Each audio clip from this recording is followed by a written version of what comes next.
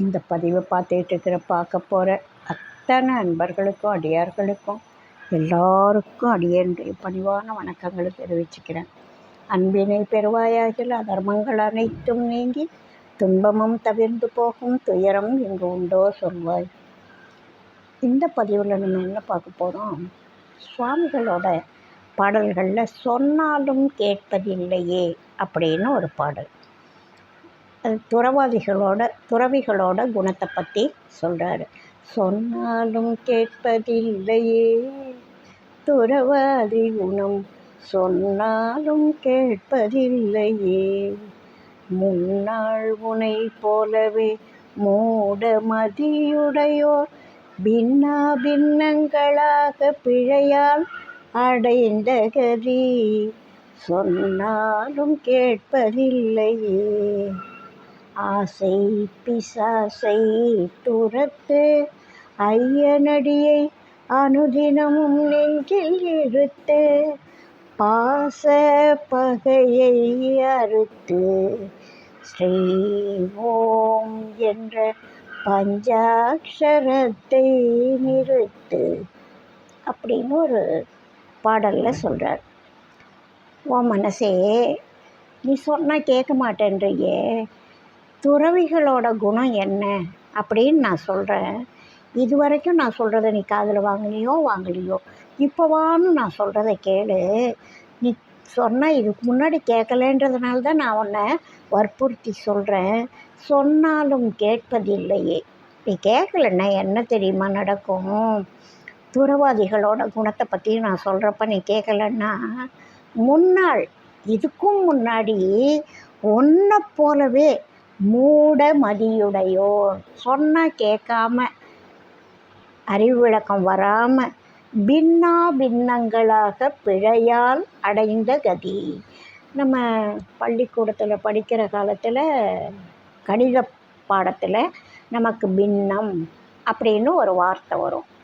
அது தகு பின்னம், தகா பின்னம், கலப்பு பின்னம் அப்படின்னு அதில் கணக்கில் உள்ளே போயிட்டே இருக்கும். இப்போ ஒரு பொருள் முழுமையாக இருக்குன்னா அது பின்னம் கிடையாது. பின்னமாக இருந்தால் அது முழுமையாக இருக்காது. இப்போ 4 பகுதியாக ஒரு பொருளை பிரிச்சுட்டு 4ல் ஒரு பகுதி அது கால், 4ல் 2 பகுதி அது அரை, 4ல் 3 பகுதி முக்கால். அப்போ 4ன்னு முழுசாக வந்துட்டால் அது பின்னமாகாது, முழு பொருளாக இருக்கும். அதுபோல் பின்னா அபின்னங்களாக பிழையால் அடைந்த கதி. அதை இப்போது ஒரு பொருள் 4ஆக பிரிக்கப்பட்டிருக்கு. அந்த 4ல் கீழே 4ன்னு போடுவாங்க, அதை பகுதின்னு சொல்லுவாங்க, மேலே தொகுதின்னு சொல்லுவாங்க. கீழே ஒரு பொருள் 4ஆக பிரிக்கப்பட்டு அதில் 9 பாகத்தை செலவு பண்ணு அப்படின்னு சொன்னால் அது தகா பின்னம். தகும் பின்னம் ஒரு பொருள் முழுசாக இருக்குது, அதை பிரித்தாங்க, அதுக்குள்ளே அடங்கக்கூடிய அளவில் இருந்தால் அது தகு பின்னம். அந்த அளவுக்கும் மேலே போகும்பொழுது அது தகா பின்னம் அப்படின்னு சொல்லுவாங்க. இந்த மாதிரி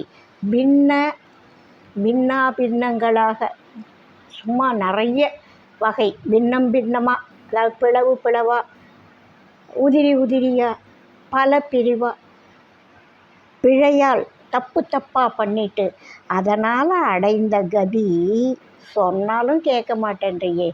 ஒன்றை மாதிரி இதுக்கு முன்னாடி நிறைய பேர் சொன்னாங்க. அவங்க கேட்காதவங்களாம் என்ன கஷ்டப்பட்டாங்க. பிறந்து உழன்றாங்க, நரகத்தின் வாய்ப்படுறாங்க. பிறப்புன்றதே ஒரு நரகம்தான். நிறைய துன்பங்களை அனுபவிக்கிறாங்க. பின்னா பின்னங்களாக பிழையால் அடைந்த கதி. சொல்கிறத புரிஞ்சிக்காம ஏற்றுக்காம தப்பை பண்ணிட்டு அவங்க அடைஞ்ச கதியெல்லாம் சொன்னால் கேட்க மாட்டேன்றியே அப்படின்னு சொல்கிறார். அதுக்கு இப்போ நீ என்ன பண்ணலாம்?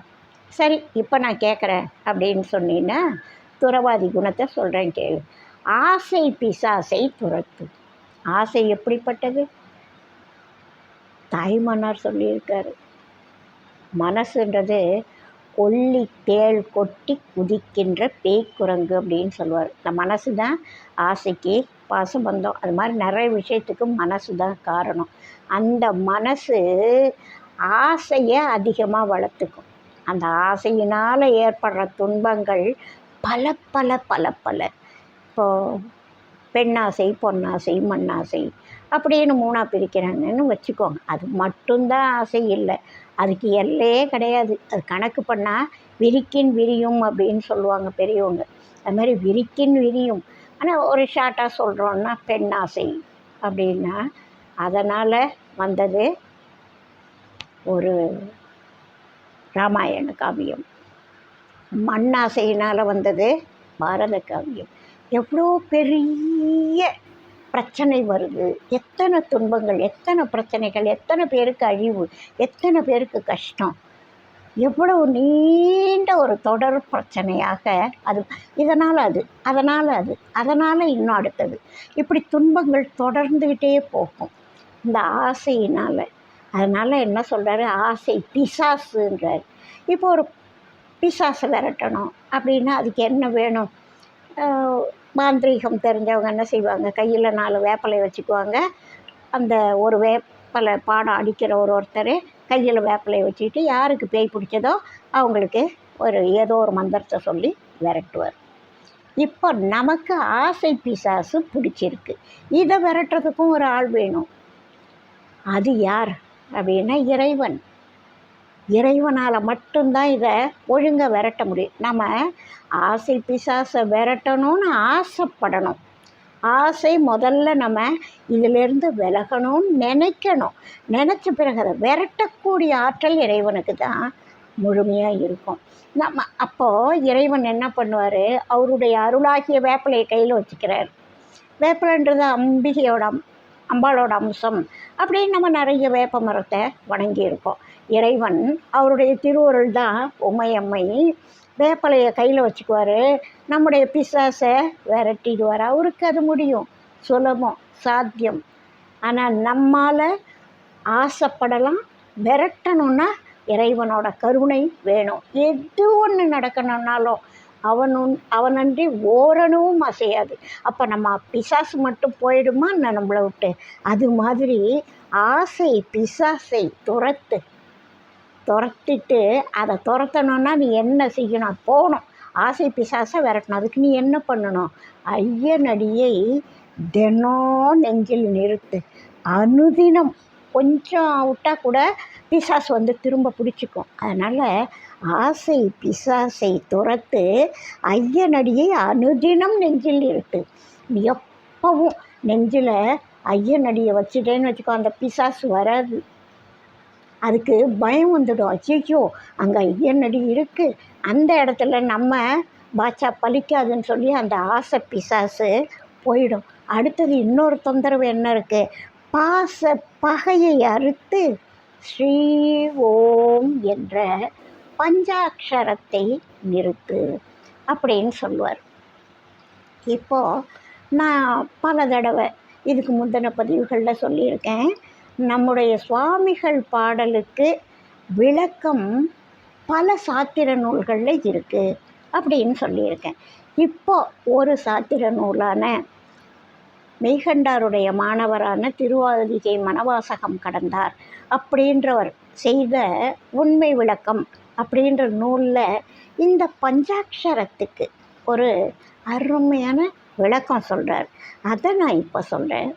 பஞ்சாட்சரத்தை நிறுத்து, ஸ்ரீ ஓம் என்ற பஞ்சாட்சரத்தை நிறுத்துன்னு சொல்கிறார். பஞ்சாட்சரம்னா என்னன்னு தெரியணும். அது தெரிஞ்சாதானே நம்ம அதை உண்மையாக உணர்ந்து, சொல்லிய பாட்டின் பொருள் உணர்ந்து சொல்லுவார் அப்படின்னு சொல்லுவார் மாணிக்கவாசக பெருமான். அதுபோல் அதோட பொருள் உணர்ந்து சொல்லும் பொழுது அது நம்ம மனசில் நல்லா நிற்கும், புரிஞ்சு நிற்கும். பொருள் புரிஞ்சு நம்ம சொல்ல ஆரம்பிப்போம். அந்த பஞ்சாட்சரத்தோட விளக்கத்தை உண்மை விளக்கத்தில் சொல்லப்பட்டதை நான் இப்போ சொல்கிறேன். இது நானாக சொல்லலை, மெய்கண்டாருடைய மாணவர் சொல்கிறார். இந்த திரு ஐந்தெழுத்தோட பொருள்நிலை என்ன அப்படின்னா, சிவா என்பது முதற்கூறு, ஏ என்பது இரண்டாம் கூறு. சிவாய நம அப்படின்னா அதை 3ஆக பிரிக்கலாம். சிவா என்பது முதற்கூறு, ஏ என்பது இரண்டாம் கூறு, நம என்பது 3ஆம் கூறு. சிவா என்பது பதியையும், ய என்பது பசுவையும், நம என்பது பாசத்தையும் குறிக்கும். நமன்றது பாசம். இப்போ சாமி என்ன சொன்னார்? பாச பகையை அறுக்க சொல்லியிருக்காரு. இப்போ இங்கேயும் என்ன சொல்கிறாங்கன்னு பாருங்கள். முதற்கூறில் உள்ள சிகாரம் சிவனையும், வா என்பது அவனது அருட்சக்தியையும் குறிக்கும். முதல் கூறான சிவா அப்படின்றதில் சி என்ற எழுத்து சிவபெருமானையும், வா என்ற எழுத்து அவனுடைய கருணை, அவனுடைய அருட்சக்தி அதையும் குறிக்கும். அந்த கூறாக பிரித்தாங்கல்ல, அதில் சிவா ய நம அப்படின்னு பிரித்தாங்கல்ல. மூன்றாம் கூறில் உள்ள மகாரம், மூன்றாம் கூறில் நம இருக்குல்ல, அதில் உள்ள மகாரம் ஆணவத்தையும், நகாரம் திரோதான சக்தியையும் குறிக்கும். நமன்னு சொல்கிறோம்ல, அதில் ந அப்படின்ற எழுத்து திரோதான சக்தியையும், ம என்பது ஆணவத்தையும் குறிக்கும். மாயை கண்மங்கள் திரோதான சக்திக்கு கருவியாய் அதன் வழிபட்டு நிற்றலின் அதனுள் அடங்கும். நடுவில் உள்ள ய ஆகிய உயிர் இரு பக்கமும் சென்று பாசத்தோடும் பதியோடும் நிற்கும் தன்மை உடையது. இந்த மனசு என்ன பண்ணோம்? நம்ம கடவுளை வணங்கணும், இதெல்லாம் விட்டுடணும் அப்படின்னு நினைப்போம். ஆனால் உலக பற்று முழுசாக நம்மளை விடாது. அப்போ என்ன செய்யும்? மனசு ஒரு சமயம் இறைவன் பக்கம் போகும், சிவா கூட போய் சேரும். நடுவில் இருக்கிற ய அடுத்தது என்ன செய்யும்? ஒரு நமக்கு பிடிச்ச ஒரு பொருள் லட்டு வருது அப்படின்னா வேறு எங்கேயோ ஏதோ போகணும், பார்க்கணும், கேட்கணும், அதை அனுபவிக்கணும் அப்படின்ற ஆசை வரும்பொழுது, அந்த ஆசை பாசம் அப்படின்ற இடம் வரும்பொழுது நம பக்கமாக ஏன் போய் சேர்ந்துக்கும். ஏன் நடுவில் இருக்குது சிவாய நம, அதில் இருக்கிற நடுவில் உள்ள ஏன் என்ன செய்யும்? ஒரு நேரம் அப்படி போகும், ஒரு நேரம் இப்படி போகும். அதுக்கு ஒரு அருமையான ஒரு உதாரணம் சொல்லுவாங்க பெரியவங்க. அது ஒரு மகான் சொல்கிற வழிதான். அது என்ன? இந்த ஈ இருக்குல்ல, ஈக்கள்லாம் உட்காரோம்ல, நம்ம சாப்பிட்டுட்டு இருக்கோம்னா அந்த சாப்பாட்டில் என்ன செய்யும்? அந்த ஈ வந்து உட்கார்றதுக்கு வரும். நல்ல பொருள், சுவையான பொருள், சுத்தமாக தயாரிக்கப்பட்ட பொருள் அந்த உணவில் உட்கார்றதுக்கு வரும். அதுக்கு அது உணவாக வேறு ஏதாவது தேவையில்லாத பொருளான்னு தெரியாது. அடுத்த நிமிஷம் என்ன செய்யும்? ஒரு மலம் இருக்குன்னா அந்த மலத்துலேயும் போய் உட்காரும். திரும்ப நல்ல பொருளுக்கும் வரும், மலத்துக்கும் மாறி மாறி பறந்து செல்லும். அதுபோல் நம்ம மனசானது ஒரு நேரம் இறைவனை பற்றும், இன்னொரு நேரம் ஆசை பாசத்தை பற்றி பிடிக்கும். அப்பேற்பட்டது நடுவில் இருக்கிற ய அப்படின்ற இந்த ஆன்மாவானது அப்படின்னு சொல்கிறாரு. யகாரமாகிய உயிர் பின்னுள்ள மகாரமாகிய ஆணவ மலத்துட்பட்டு அறியாமையில் அழுந்தியும், நகாரமாகிய இறைவனது திரோதான சக்தியால் செலுத்தப்பட்டு மாயை கண்மங்களை பொருந்தி உலக நுகர்ச்சியில் அழுந்தியும் வரும். எனவே நம ஆகிய ஈரெழுத்துக்களும் முறையே சகல நிலையையும் கேவல நிலையையும் குறிக்கின்றன. கேவல நிலைன்றது பிறப்புக்கு முன்னாடி ஆணவத்தோடு பற்றி இருந்த ஆன்மாவுடைய நிலை. அந்த கேவல நிலையிலையும் சகல நிலையிலையும் அது குறிக்குது. நம அப்படின்ற ஈரெழுத்துக்கள் குறிக்குது. உயிர் நமவில் அழுந்தி இருக்கும் நிலையே கட்டு நிலை. அந்த நமவில் அழுந்ததில், அதாவது திரோதானத்திலையும் மற்ற பாசம் ஆசை அந்த பந்தத்திலையும் தலையிலையும் கட்டி இருக்கிற நிலை கட்டு நிலையாகும்.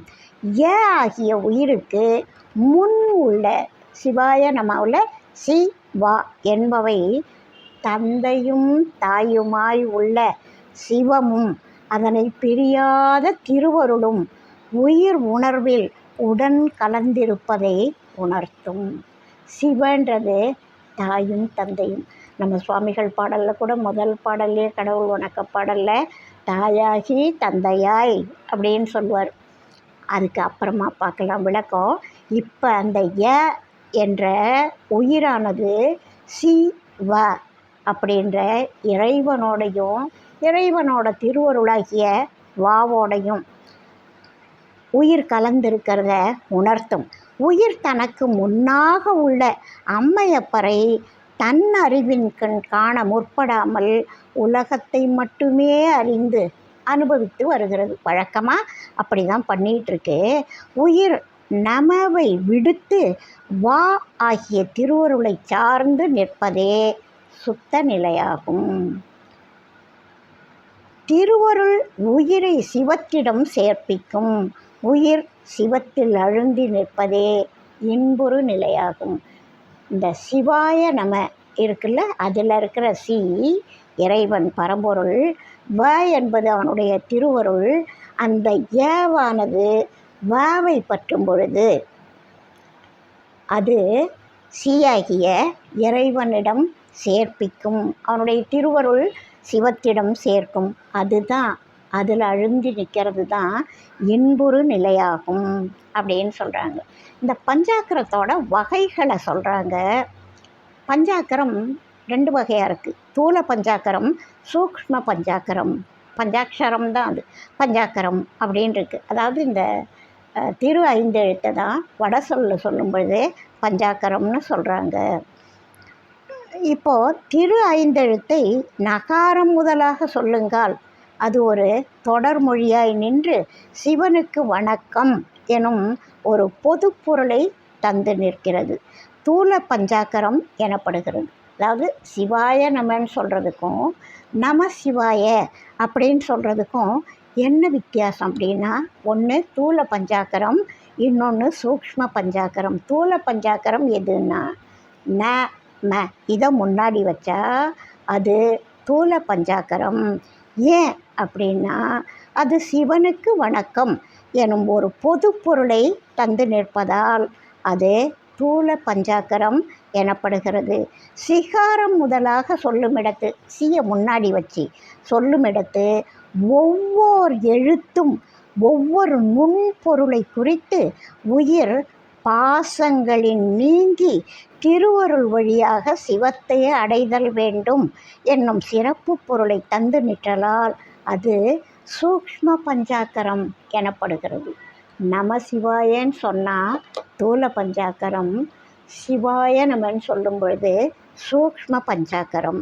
இந்த தூல பஞ்சாக்கரம் சமய தீட்சையிலையும் சூக்ஷ்ம பஞ்சாக்கரம் விசேஷ தீட்சையிலையும் உபதேசிக்கப்படும்.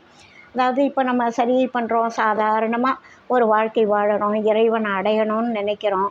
அப்போ ஆரம்ப நிலையில் நம சிவாய நம சிவாய நம சிவாயன்னு சொல்லலாம். ஆனால் சிவாய நம்ம கொடுக்குற பயனை அது கொடுக்காது. அங்கே கூட்டிகிட்டு போகும், வழி காமிக்கும். அதுக்கும் இதுக்கும் தொடர்பு இருக்குது, இல்லவே இல்லைன்னு இல்லை. ஆனால் சிவாய நம்ம சொல்லும் பொழுது அதோட பலன் வேறு, நம சிவாயன்னு சொல்லும் பொழுது அதோட பலன் வேறு.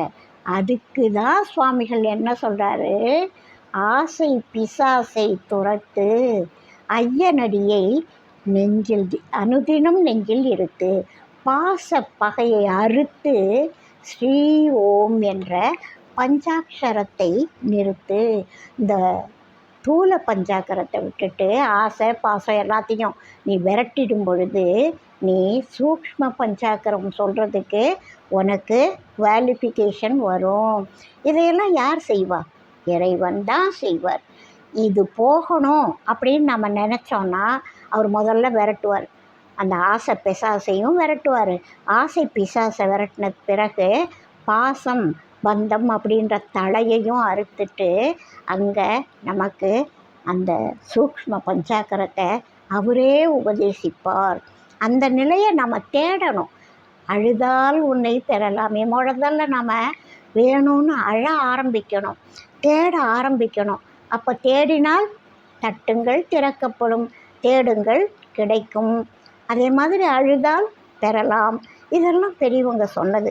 முதல்ல நம்ம இதையெல்லாம் ஆசைப்படணும், இதையெல்லாம் நம்ம அடையணும், இந்த நிலையை நாம் உணரணும், உயரணும் அப்படின்னு நினைக்கும் பொழுது இறைவனே வந்து நமக்கு என்னென்ன செய்யணுமோ அதை செய்து அந்த உபதேசத்தையும் செய்வார். தூல பஞ்சாக்கரம் சமய தீட்சையிலையும் அந்த சூக்ஷ்ம பஞ்சாக்கரம் விசேஷ தீட்சையிலையும் உபதேசிக்கப்படும். விசேஷ தீட்சை பெறுவோர் உலகியல் பற்று ஓரளவேனும் நீங்கியவராய் இருத்தல் வேண்டும். அதுதான் நம்ம சுவாமிகள் சொன்னதுன்னு இப்போ நான் சொன்னேன். ஆசை பிசாசை விரட்டினோம், பாசபந்தத்திலேருந்து விலகணும்னு நினைக்கணும். இதனால் சரியையில் நிற்போர் திரு ஐந்தெழுத்தை நகாரம் முதலாக உச்சரித்தல் வேண்டும். சொல்லிட்டதுனால பலன் கிடைக்காது, அதுக்குரிய நிலையில் நம்ம நிற்கணும். அதை சொல்கிற அந்த தகுதியை நாம் அடையணும். வெறுமே நம சிவாய சொல்லாமல் அப்படியே சிவாய நம்ம சொல்லிடலாம் அப்படின்னு ஆசையோடையும் பாசத்தோடையும் பந்தத்தோடையும் இருந்துட்டு சொன்னால் அதுக்கு பலன் கிடையாது. முதல்ல இவங்களை விரட்டிட்டு அப்புறம் சொல்லணும். சரியையில் நிற்போர் திரு ஐந்தெழுத்தை நகாரம் முதலாக உச்சரித்தல் வேண்டும் என்பதும், கிரியையிலும் யோகத்திலும் நிற்போர் சிகாரம் முதலாக உச்சரித்தல் வேண்டும் என்பது விளங்கும். இனி உலகப்பற்று அற்று ஞானத்தில் வேட்கை கொண்டு ஞான நெறியில் செல்லும் பக்குவர்க்கு உரியது முத்தி பஞ்சாட்சரம். இந்த தூல பஞ்சாட்சரம் சூக்ஷ்ம பஞ்சாட்சரம் போச்சு, இப்போ முத்தி பஞ்சாட்சரத்தை சொல்கிறார் பாருங்க. நகாரம் மகாரம் ஆகிய பாச எழுத்துக்கள் நீங்க நிற்கும் சிவாய என்னும் மூன்றெழுத்தே முக்தி பஞ்சாட்சரம் எனப்படும். அதிசூக்ஷ்ம பஞ்சாக்கரம் என்றும் கூறப்படும். ஞானாசிரியர் நிர்வாண தீட்சை செய்து ஐந்தெழுத்தை இங்கு கூறியவாறு மூன்றெழுத்தாக வைத்து உபதேசிப்பார். நம்ம அதிலிருந்து நீங்கிட்டோன்னா இறைவனே நமக்கு இந்த உபதேசத்தை செய்வார். உபதேசத்தை பெற்ற பக்குவ ஆன்மா அம்மூன்றெழுத்தை மட்டுமே மந்திரமாக கொண்டு அதன் பொருளில் தன் அறிவை இடைவிடாது நிறுத்தி அப்பொருளை உணர்ந்து நிற்கும். அதனால் வினை நீங்கும். வினை நீங்கவே திருவருள் இனிது விளங்கும். திரு ஐந்தெழுத்தை பற்றி இதுகாரும் கூறிய விளக்கத்தை கருத்திற்கொண்டு இனி செய்யுள்களை நோக்குவோம் அப்படின்னு திருவதிகை மனவாசகம் கடந்தார் இதை சொல்லிட்டு வர்றாரு. அவரே கேள்வி கேட்பார், அவரே பதில் சொல்லுவார். ஏற்கனவே மெய்கண்டார் சொன்ன பதில் தான் அது. அதில் நம்ம சுவாமிகள் இன்னொரு பாடல்லையும் இதே கருத்தை, மந்திரம் ஒன்றை நினைந்து மனம் குவியும்படி சிந்தை தெளிந்து நீ வாடுவாய் தினம் தேடுவாய் அப்படின்னு ஒரு பாடலில் ரொம்ப அருமையாக விளக்கமாக சொல்லுவார். அந்த பாடலை இன்னொரு நாளைக்கு நம்ம பார்க்கலாம். கருத்து இதே கருத்து. ஆனால் மந்திரம் ஒன்றைன்றது இந்த பஞ்சாட்சரம்தான். அந்த மந்திரம் ஒன்றை நினைந்து மனம் குவியும்படி அதை ஒரு ஒரு லென்ஸுன்னு சொல்லுவாங்க, குவி லென்ஸ். அதை வெயிலில் காமிச்சா கீழே ஒரு பேப்பரை வச்சோன்னா அந்த பேப்பர் எரியும். நல்ல வெயில் நேரத்தில் பேப்பர் எரியும். சாதாரணமாக சூரிய வெயிலில் நீங்கள் எத்தனை நேரம் பேப்பரை வச்சாலும் அது எரியாது. ஆனால் ஒரு லென்ஸை மேலே பிடிக்கிறப்போ அது வழியால் அப்படியே அந்த சூரிய கதிர் குவிஞ்சி ஒரு பின் பாயிண்டில் அந்த நெருப்பு பற்றக்கூடிய நிலையை நிறைய பசங்க சின்ன வயசில் பள்ளிக்கூடத்தில் இதை செய்து ஒரு ஆசிரியர் சொல்லுவார், அதை பசங்க செய்து பார்ப்பாங்க. நானும் பண்ணியிருக்கேன் பள்ளி பருவத்தில். அந்த பேப்பர் பிடிச்சிக்கிட்டு எரியும். ஆனால் கை ஷேக் ஆனால் சீக்கிரம் பிடிக்காது. அது அவ்வளவு ஆடாமல் ஒரே இடத்துல இருக்கிற மாதிரி நம்முடைய கையை அந்த லென்ஸ் ஆட்டாமல் பிடிச்சோன்னா பேப்பர் பற்றிட்டு எரியும். அதை இங்கே நாம் பயன்படுத்தணும். மந்திரம் ஒன்றை நினைந்து மனம் குவியும்படி சிந்தை தெளிந்து நீ வாடுவாய் தினம் தேடுவாய் அப்படின்னு ஒரு பாடலில் சொல்கிறார். இந்த பாடலில் சொன்னாலும் கேட்பதில்லையே, துறவாதை குணம் சொன்னாலும் கேட்பதில்லையே, முன்னாள் உனை போலவே மூட மதியுடையோர் பின்னா பின்னங்களாக பிழையால் அடைந்த கதி சொன்னாலும் கேட்பதில்லையே. இப்போ என்ன பண்ணணும்?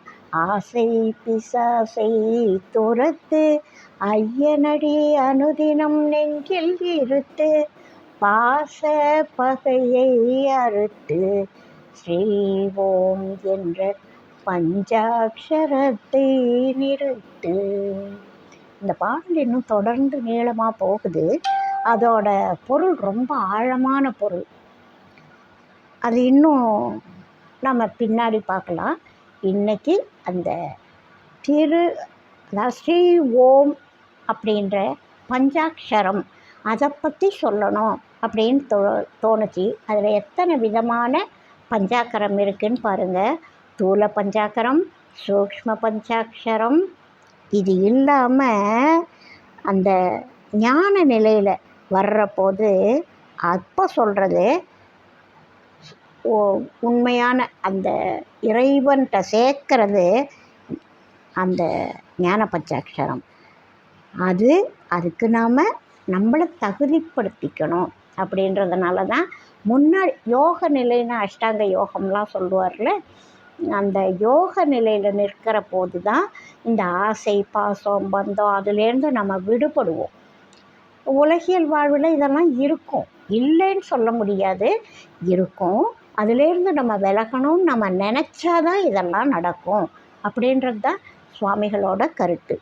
பிறக்கிறப்போ எல்லாருக்கும் எல்லாம் தெரியறதில்ல. ஆனால் நீ ஆசைப்படுறதில்ல, நல்லது ஆசைப்பட்டினா, நீ ஞான மார்க்கத்தில் போகணும் அப்படின்னு ஆசைப்பட்டினா இதையெல்லாம் ஒரு படிநிலைகள், இதை நீ தாண்டி வரணும்ப்பா. இந்த படியில் ஏறினா இது கிடைக்கும், அடுத்த படியில் ஏறினா இது கிடைக்கும். இதுதான் இறைவனை அடையிறதுக்கு உண்டான, ஆன்மா இறைவனை அடையிறதுக்கு உண்டான வழிகள் அப்படின்னு நல்ல வழிகளை நமக்கு காமிக்கிறார் சுவாமிகள். அதுக்கு உண்மை விளக்கத்தில் எவ்வளவு அழகான விளக்கம் கிடைக்குதுன்னு பாருங்கள். அதுக்காக தான் இதை சொன்னேன். இன்னும் நிறைய விஷயங்கள் நம்ம சுவாமிகள் பாடலில் சொல்லப்பட்டதே உண்மை விளக்கத்தில் நிறைய இருக்குது. ஞான நூல்களில் நிறைய இருக்குது, சாத்திர நூல்களில் நிறைய கிடைக்கிது. அதையெல்லாம் அடுத்த பதிவில் இன்னும் சில தலைப்புகளில் பார்க்கலாம். வாழ்க வளமுடன். வாழிய நாளும் மெம்மே வாழ்க நல்லறங்கள் எல்லாம், வாழிய பெரியோன் நாமம் வாழியே வாழி வாழி. அடுத்த பதிவில் பார்க்கலாம்.